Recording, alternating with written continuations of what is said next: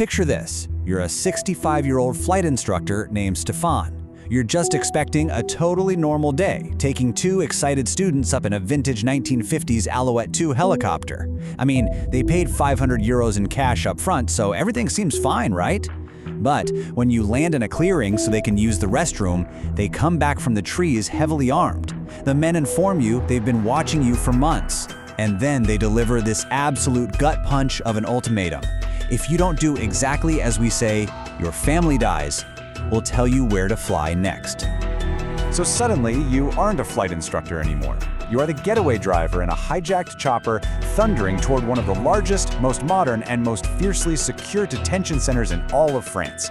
Your destination is literally a fortress. We're talking massive walls, barbed wire, watchtowers manned by heavily armed snipers, and the objective? To extract inmate 0010189 from cell 207. You're flying straight into a high-security prison to break out Redoine Faïd, France's most heavily guarded prisoner. Okay, let's dive into this. Welcome to today's Explainer. The scenario I just laid out, I know it sounds exactly like the opening sequence of some massive, big-budget Hollywood blockbuster. But the crazy part is, it's entirely true. Today, we're exploring the jaw-dropping, cinematic life, the crimes, and the spectacular escapes of Redoine Faïd. We're going to break down exactly how this man managed to completely blur the lines between silver screen fiction and a very, very dangerous reality. Act 1, movies, masks, and money.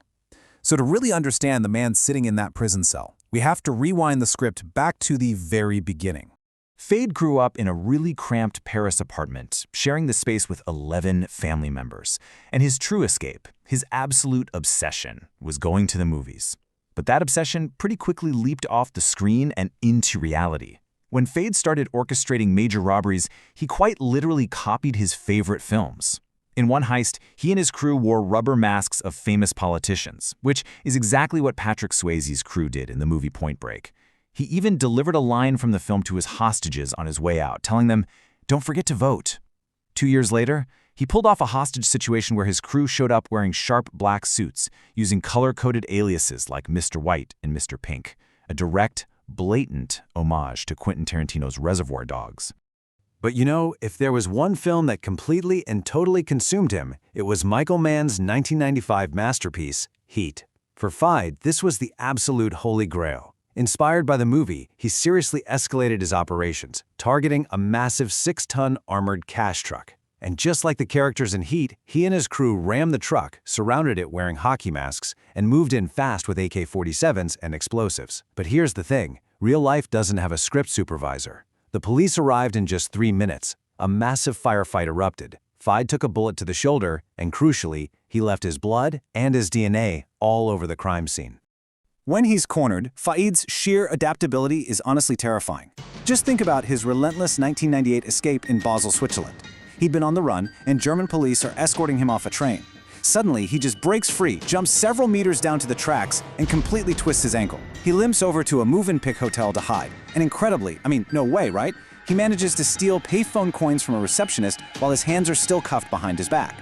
The police finally catch him on the roof, but the very next day, at the hospital, he drops his crutches and uses Krav Maga, a brutal military combat technique he picked up in Israel, to disarm 2 armed guards in a fraction of a second and flee all over again. Well, eventually the law did catch up. Faid was sentenced to 18 years, but was actually released after nearly 9 years for good behavior. And what did he do next? He rebranded. He stepped right out of prison and straight into the spotlight as a celebrity former gangster. He wrote a best-selling autobiography, he went on talk shows, he even attended a film festival where he stood up and directly addressed his absolute idol, director Michael Mann, basically crediting him for his crimes. Mann's uncomfortable response, "Oh, thank you for that, I don't know how to respond," pretty much says it all. Bizarrely, Faid had become a bona fide star. Act 2, a deadly reality check. Because this is exactly where the Hollywood fantasy violently collides with reality, carrying some truly devastating consequences.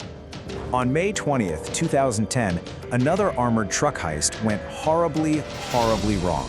It turned into an all-out, high-speed chase with the police. The criminals crashed their van and were desperately seeking a new getaway car, right as 2 patrol officers arrived with their flashing lights on.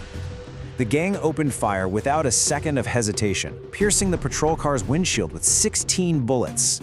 That day, a 26-year-old police officer who had just become a mother a year earlier was killed.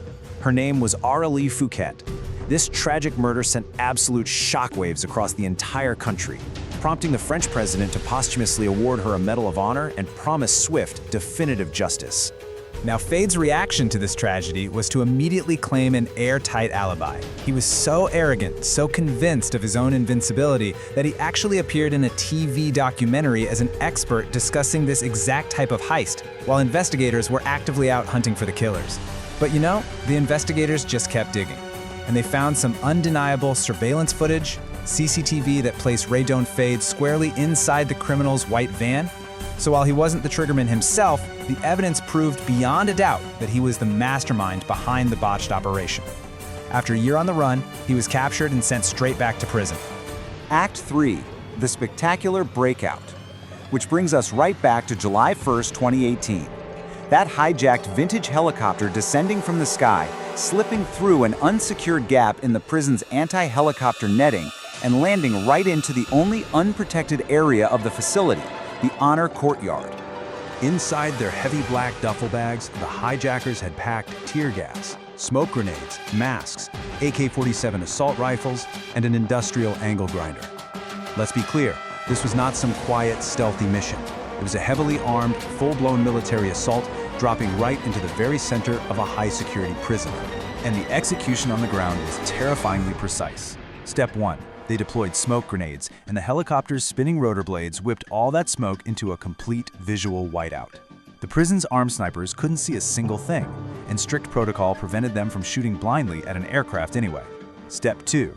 A man dressed in green sprints straight for the reinforced white doors. Step 3. He fires up that angle grinder, screeching through the metal locks with a massive 14-inch blade. 40 seconds. Just 40 seconds. That is literally all the time it took for the man in green to completely slice through those reinforced locks, push the heavy doors open, and reach Redoine Faïd, who was just calmly waiting in visitor room 50, chatting with his brother. Faïd storms right out of the visiting room, leaving his completely stunned brother behind. He steps out into the smoky, chaotic courtyard, and right here is that final, unbelievable cinematic flourish. He looks over at two inmates who were out taking out the trash, brings his hand to his temple, and gives them a calm Air Force salute. He climbs into the chopper, and as it lifts off into the sky, the entire prison, dozens of inmates pressing against the bars of their cells, erupts into roaring applause. Act 4, the final credits. While that escape instantly made him a global cult legend, it also launched the largest nationwide manhunt in the country. So let's see how this movie actually ends. 3 months later, reality finally caught up. Faïd was tracked down, hiding out in his hometown. And this great Hollywood mastermind? Well, he had been sneaking around using a burqa as a disguise. During his trial, which by the way required a literal no-fly zone over the courthouse just to keep him secure, a psychiatric assessment diagnosed him as a social predator. Basically, someone highly manipulative who uses charm to control others. Faïd himself even admitted he was simply addicted to the adrenaline. For his role in the tragic death of Officer Fouquet and for his massive, destructive prison escapes, the French justice system brought down the hammer hard. He was sentenced to a staggering combined total of 39 years in prison. And you really have to consider the extreme measures the penal system now takes to ensure he never sees the sky from a helicopter ever again. He's been held in strict solitary confinement since 2019. He gets randomly strip-searched up to 5 times a day. He requires a minimum of 4 guards just to walk out and make a phone call, and his hands remain permanently shackled whenever he's moved. Farid has actually told his lawyers that under these suffocating conditions, he feels like he's been buried alive. 2060.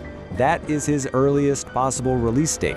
To put that into perspective, this thrill-seeking adrenaline junkie, a guy who patterned his entire life after fast-paced action heroes, will be 88 years old before he ever even has a chance to see freedom again. So we've explored the cramped origins, the intense Hollywood obsession, the absolutely tragic collateral damage, and those jaw-dropping escapes. But looking at the extreme, heavy-handed measures required to hold him today, it really leaves us with this final, provocative thought to ponder.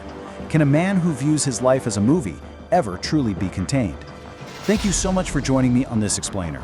I hope this breakdown helped you grasp just how wild and ultimately tragic this true story really is. See you next time.